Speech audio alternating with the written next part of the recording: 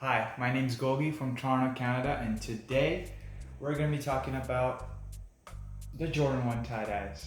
The market is very saturated with the Jordan releases recently, so when I first saw this, it's just another release coming up. And I wasn't really prepared to. I already gotten a lot of sneakers recently. I have an entire wall of sneakers which I've just made in the last 2 months. Every month is just so packed with sneakers and all amazing sneakers. So I wasn't quite. I so I I entered only one raffle, and then I calculated. I was like, yo, I live in Canada and it's a European release.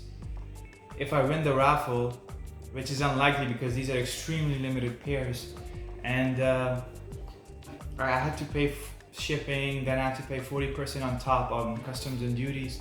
So it's not gonna be worth it for me. Like, it was too big of for a shoe that you didn't, weren't quite interested in. But then I canceled the entry, but it didn't get canceled on the release date, and I surprisingly won. So I was really taken aback by that because I was like, yo, that's like $380 gone. Like, whoa, what am I gonna do? I hope I get my money back if I sell this and stuff. I didn't research the shoe at all. So I got this shoe, and when I saw it, I'm like, wow, these are beautiful. Let's talk about the design.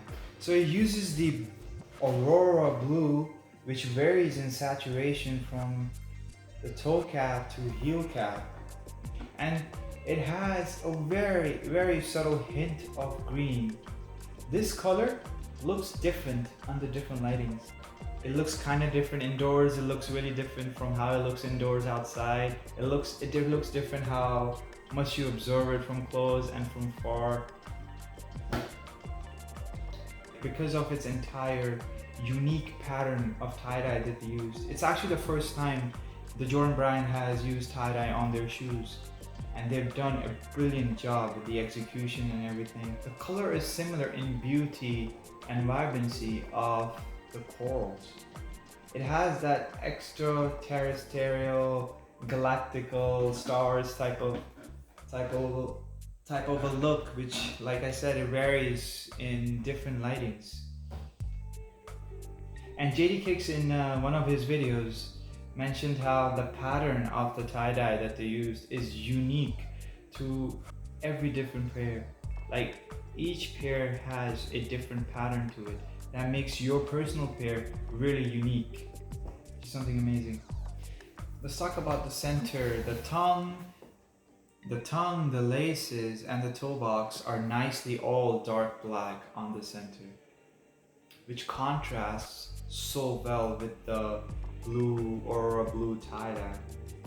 And the tongue banding they use is a black and white combination, which goes well with the white quarter and the white midsole alongside the black swoosh and the black outsole.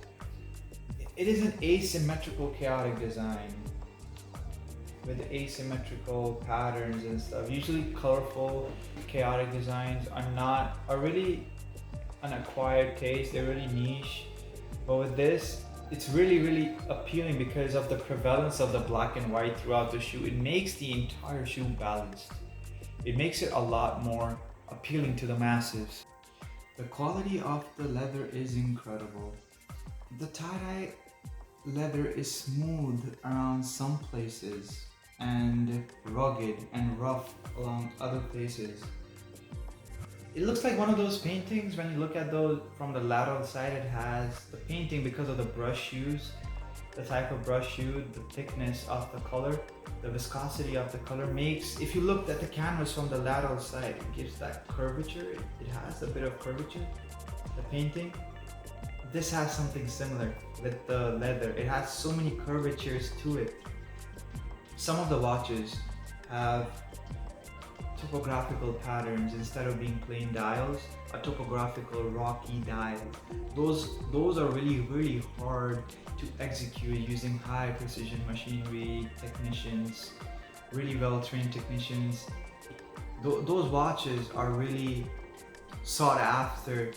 Like a Rolex made recently one which is made out of asteroid rock. Like it is curved using, the dial is curved using an asteroid rock, which is so amazing. Like it's giving me that same feeling, that same vibe from it.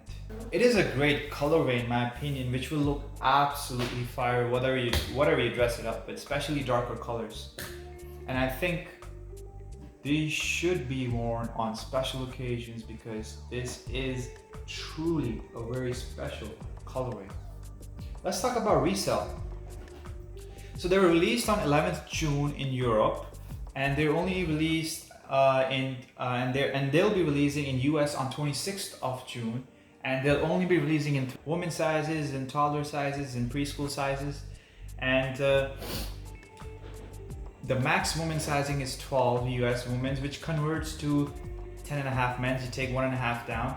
The best sizes are going to be those the biggest sizes, like 10, 11, 12. Enter as much raffles as you can. And I see these shoes, like currently mine is a US 12, which is currently selling for $470 Canadian, which is 200% its value.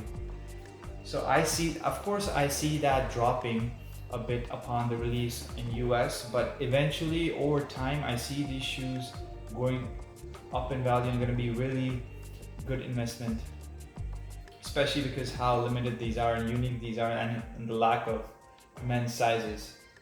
It's a must cop. You can check the raffle list on sneakernews.com, and more raffles are going to be approaching as we approach the date.